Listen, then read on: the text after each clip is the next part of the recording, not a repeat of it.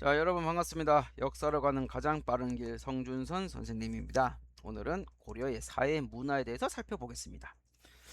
앞서 고대 사회에서는 뭐 대외관계, 경제 이런 것들을 봤는데 고려 시대 때 대외관계, 경제 분야는 앞서 다른 수업 내용과 겹붙여서 봤었거든요. 그래서 이번 시간에는 사회 문화를 중점으로 보도록 할 거예요.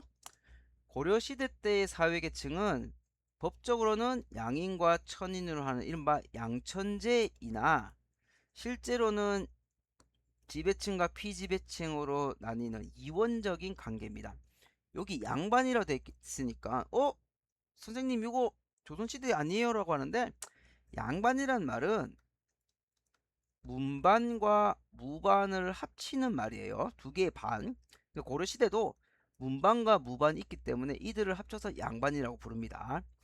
이 문무 관리들 중에 대대로 최고위 관리를 지낸 집안을 우리가 문벌이라고 한다는 것을 예전에 이자겸의 난, 요청의 석연천도 운동, 무신정변을 보면서 공부했었단 말이에요.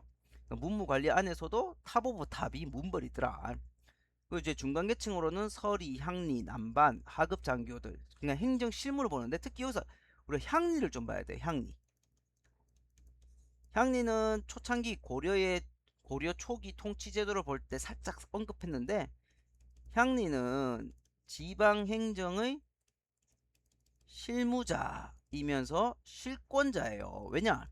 고려는 모든 지방의 관리를 파견하지 못했기 때문에 그런 곳에는 향리가 지방 행정을 담당했단 말이죠. 그래서 조선시대 향리에 비해서 고려시대 향리는 지위가 상당히 높았다는 겁니다. 그리고 이제 평민으로는 농민, 상인, 수공업자, 향, 부곡, 소민. 자, 간혹 교과서에 백정이라는 말이 등장합니다. 백정. 백정, 이거 조선시대 때 도축업에 임한 사람이 아닌가요? 라고 하는데, 고려에 보면 알겠지만 향, 부곡, 소민은 특수한 임무를 띠고 있는 사람들이고, 수공업자는 국가가 필요한 거를 생산하는 사람들인데, 농민들은 그 어떠한 임무가 부여되지 않았어요. 그래서 아무것도 없다 해서 이제 백정이라 부르는 거예요. 고려시대 때의 백정과 조선시대의 백정은 다른 의미다라는 것을 꼭꼭꼭 기억하길 바래요. 그리고 천민, 공노비와 사노비가 있다는 거죠. 공노비와 사노비. 자, 노비는 재산으로 여겨지기 때문에 노비는 재산으로 여겨지기 때문에 사람이 아니죠. 그래서 매매, 증여, 상속이 가능하고, 그리고 노비 계층들은 세금을 내지 않습니다. 그렇다면 고려의 가족제도, 이 당시 살아가는 사람들은 어땠을까 생각하면, 생각하는 것보다 이 시대는 조선시대에 비해서는 훨씬 좀 자유롭고 개방적입니다. 조선은 지방과 집안의 혼인이었기 때문에 다소 부계 혈통이 강한데, 고려에서는 각자의 혈연 중심, 즉 지방과 집안의 결합보다는 그 A라는 남자와 B라는 여자의 결합인 거예요. 그래서 아들, 딸, 남편, 부인이 비교적 평등한 관계다. 비교적 평등한 관계. 오늘날의 남녀 관계 같다고 생각하면 안 됩니다. 그래서 이제 아들과 딸이 평등하게 상속이 될 뿐더러 호적에는 태어난 순서대로 기록됩니다. 이러한 형식은 조선 중기까지 쭉 이어져요. 여기 보면 이제 고려사에 보면 이런 기록이 나옵니다. 그리고 외가와 친가의 구분이 없어요. 물론 역사책에는 뭐 외조 이런 말이 나오는데, 이거는 어디까지나 혼란을 막기 위한 표현이었던 거지, 실제로 뭐 외가 친가 이렇게 구분해서 뭐 집안의 이 서로 집안에 대한 구별을 엄격하진 않았다는 거예요. 그래서 뭐 실제 부르는 명칭 보면 하나비, 아자비 같은 명칭을 썼다 그래요. 그리고 이제 음소제를 보면은 뭐 자손에게 해당한다 했지만 실제로는 뭐 사위, 조카, 친손자, 외손자 모두에게 적용되었단 말이에요. 그러니까 이게 부계 중심의 혈연을 강조하지 않고 각자의 혈연을 강조하다 보니까 어느 한쪽에만 집중적으로 적용되는 것은 아니었던 거죠. 조선시대로 가면은 이렇진 않다는 거예요. 결혼 풍습은 기본적으로는 일부일처제, 그리고 이제 비교적 자유로운 이혼과 재혼이 가능하고 신부집에서 혼인하더라. 여러분들 고려시대 때 대표적인 지식인 이규보가 쓴 글에 보면 처가의 은혜는 본가와 같아서 하늘과 같다 이렇게 표현하고 있단 말이에요. 그러니까 처가와 자기의 친가를 구분하지 않고 있다는 거죠. 그 다음에 이제 농민들이 조직한 공동체 의식을 함양하기 위한 불교 신앙 바탕의 노동조직으로 향도라는 것이 있더라. 고려는 이제 불교 국가예요. 불교 국가. 고려는 그 불교 국가라. 그래서 국가적으로 연등회와 팔관회를 지원했을 뿐더러 국사와 왕사를 선발하는 승과라는 게 과거 시험에 포함이 되어 있었던 거예요. 그렇다면 고려 불교는 어떤 식으로 전개되었을까? 자, 철학적으로는 작게는 고려 불교, 넓게는 동아시아 불교 전체에 긍정적인 영향력을 끼치는 발전을 이룩합니다. 먼저 통일신라 말기에 중국으로부터 선종이 들어오면서 불교는 교종과 선종 두 개로 나뉜다는 건 알고 있었죠. 그러다 보니 불교 내부에서는 선교, 즉 선종과 교종의 일치 문제가 대두하게 되고, 이것을 중국, 일본, 한국, 동아시아 전체에서 해결하기 위해서 저마다 이름 있는 승려들이 나섰지만은 번번이 실패합니다. 자, 대승불교가 이렇게 쪼개진단 말이에요. 교종과 선종. 이걸 어떻게 통합시키냐는 거지. 여기에 처음으로 나선 승려가 누구냐? 바로 고려 문종의 왕자인 대각국사 의천입니다. 의천은 먼저 화엄종 중심으로 교종을 통합한 뒤에 그 교종의 입장에서 선종을 통합하고자 천태종을 창시합니다. 그러면서 내세웠던 사상이 교관겸수, 교와 관을 같이 닦아야 된다는 거예요.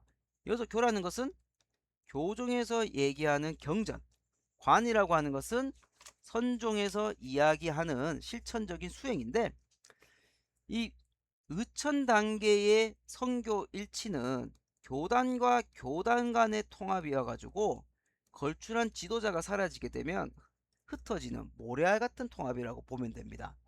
따라서 의천사 후 이 교단은, 불교계는 다시금 쪼개져서 선교 일치 문제는 후위를 기약하게 돼요. 자, 중국에서도 하지 못했던 선교 일치, 고려에서 한번 시도했었으나 실패로 끝이 났는데 이대로 멈출 고려가 아니죠. 마침내 선교 일치의 문제를 완전히 해결한 사람이 누구냐면 보조국사 진울입니다. 먼저 보조국사 진울은 정예결사라고 하는 것을 결성하는데, 수선사, 오늘날의 송광사예요. 송광사에서 결사를 조직한 뒤에 불교 혁신운동을 펼치게 됩니다. 그러니까 불교를 새롭게 한다는 건데, 왜냐? 뭐 때문이냐? 세속화. 이 당시 12세기면 무신 정권이 한창일 때거든요. 이 권력층과 결탁해서 불교계가 올바른 길로 가지 못한다는 거예요. 그러니까 불교의 본 모습으로 돌아가자. 불교의 본 모습으로 돌아가자는 거죠. 그리고 선종 중심의 교종을 통합하는데, 단순히 그 교단과 교단 간의 일치가 교단과 교단 간 통합이 아니라 공존과 조화라는 가치 아래 완전한 이론적인 통합을 이룩하게 돼요. 이론적인 통합. 내가 여기에 대해서 할 말이 참 많은데 이거는 여러분들이 혹여 역사교육을 오게 되면 그때 한번 알려주겠습니다. 그때 내세웠던 이론 중에 하나가 도노점수와 정예장수. 도노, 갑자기 깨닫는 거예요. 뭘 깨닫느냐? 너에게 불성이 있음을 깨달아라는 거야. 불성. 부처가 될 수 있는 자질이 있음을 깨달았으면 점수, 점차 수행을 해야 된다는 거야. 점차 수행을 해야 된다. 그리고 정의상수는 뭐냐? 정과 해를 같이 닦아야 된다는 거야. 같이 닦아야 된다. 자, 정과 해를 같이 닦아야 된다 말은 교종에서 얘기하는 이론과 선종에서 얘기하는 실천적인 수행 방법, 참선을 함께 해야 된다는 거지. 이거는 이제 선종과 교종의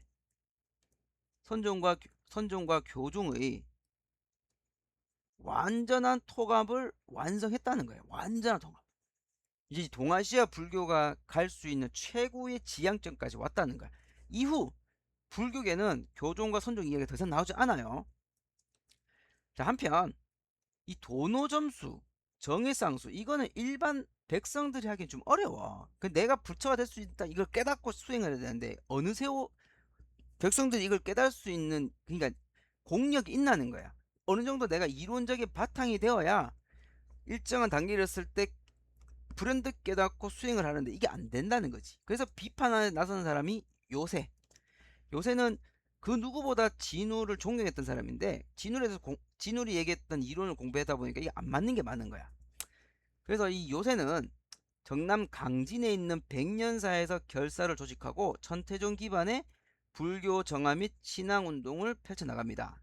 그리고 정토완생, 그리고 이때 했던 게 참회, 참회를 참회를 통한 수행 방법으로 정토왕생할 수 있다라고 주장하는데 이거는 이제 지방 백성들의 큰 호응을 받게 되죠.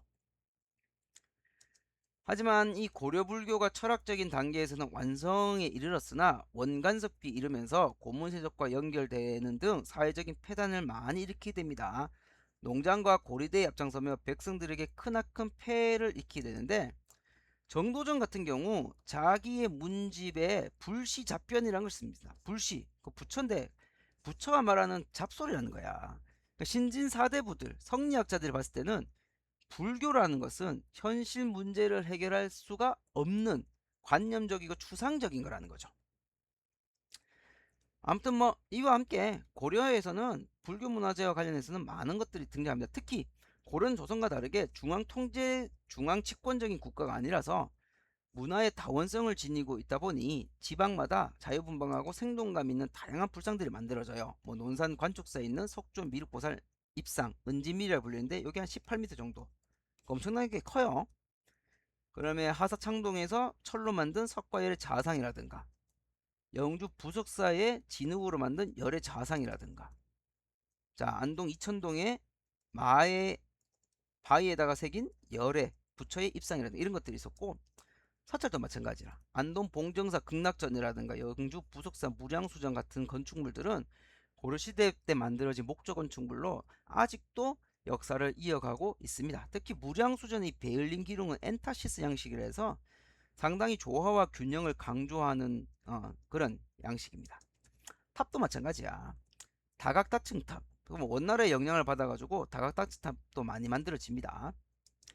유학을 보면 어쨌든 성종 때 최승로의 시무 28조로 국가 통치 이념이 되었단 말이에요. 그래서 중앙에는 국장이 만들어지고 지방에는 향교가 만들어지게 됩니다.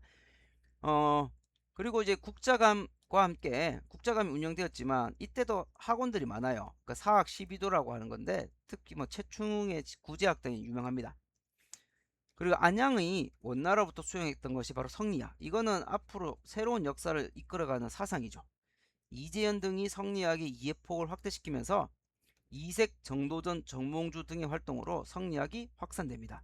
그리고 이거는 신진사대부들의 개혁사상으로 자리매김하게 되죠. 이색, 정몽주, 정도전.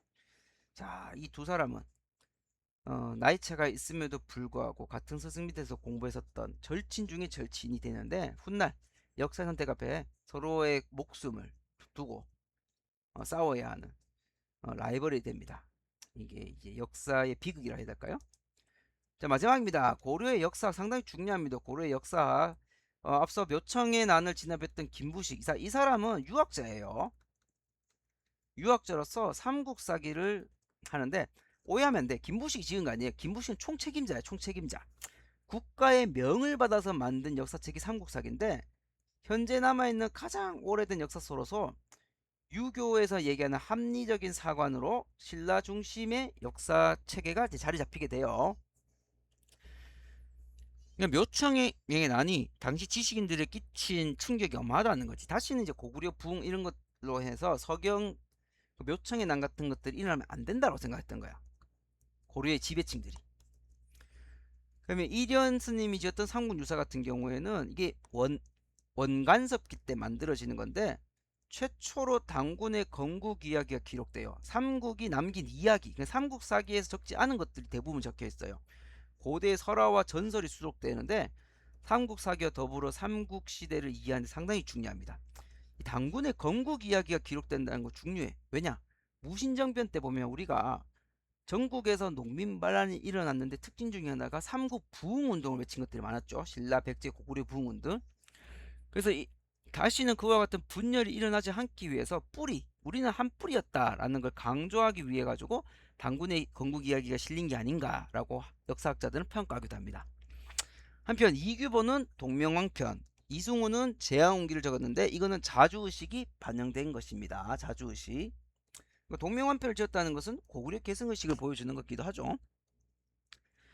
그 다음에 신진사대부들은 성리학적인 정통의식에 따라서 역사서를 만들기도 하는데 대표적인 게 이재현의 사략. 자, 다음 사진은 김부식과 삼국사기, 이련스님과 삼국유사. 요 두 개는 한능검에 자주 나오니까 여러분들 좀 잘 챙겨보길 바래요. 자, 고려의 예술 청자를 빼놓을 수가 없죠. 삼국 통일 신라를 거치면서 송나라의 영향을 받았는데 독창적인 고려 자기로까지 나오게 됩니다. 11세기에는 순청자, 12세기에는 이 청자에다가 음각을 파고 문양을 넣는 상감천자와 나전칠기가 만들어지는데 송나라조차도 고려 청자를 보면서 이거는 비색이다 라고 표현을 합니다. 그리고 세계적인 고려 인쇄문화 팔만대장경을 빼놓을 수가 없습니다. 팔만대장경. 그리고 금속활자, 상정고급 예문은 최초의 금속활자본이나 현존하진 않고 직지심체 유절이 가장 오래된 금속활자 인쇄본으로 현존하고 있습니다. 자, 여러분들 이것으로 고려시대까지 빠르게 신속하게 봤는데 다음 시간부터는 조선시대로 넘어가 보겠습니다. 대단히 고생 많았습니다. 안녕.